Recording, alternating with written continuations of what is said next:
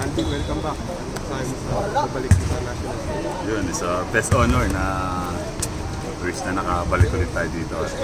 Sabi ko nga sa family ko na siyempre nanonood din ako ng mga laro ng Gilas din. Yun nga, medyo may mga intensity na kulang pero just honor na nakabalik at pinagdasal ko na yun nga, makapaglaro as a age 35. And yun, kung nabi nga, kung mabigyan ako ng pagkakataon ulit, 110% sige ko dito sa laban na. Anong naramdaman mo nung una kang tinawagan para?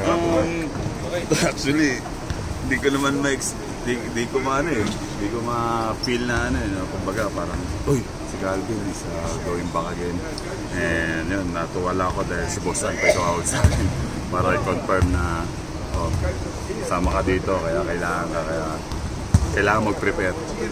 More than pa yung piniprepare mo as yourself, prepare mo as in the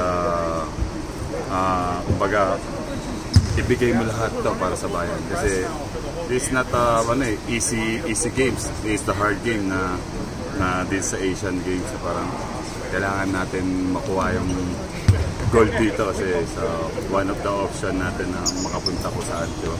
Kaya 110% give our best.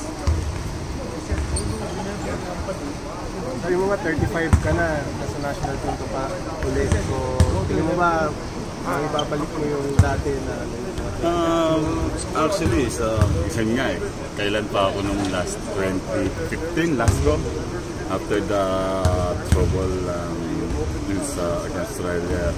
And then, after that, 8 years na, di ba? Ang tagal ng mga difference na. Pero ngayon, syempre, balik isa ibang abueba na. Syempre, kung ano yung pwedeng itulong sa team, yun itutulong kung ano yung pwede idagdag sa team, pwede idagdag. Ano yung ibang abueba sa sabi?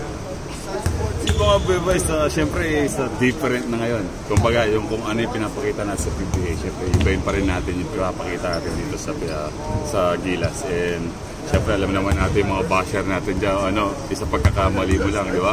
Kaya kailangan natin mag-focus at ibigay ang best natin dito.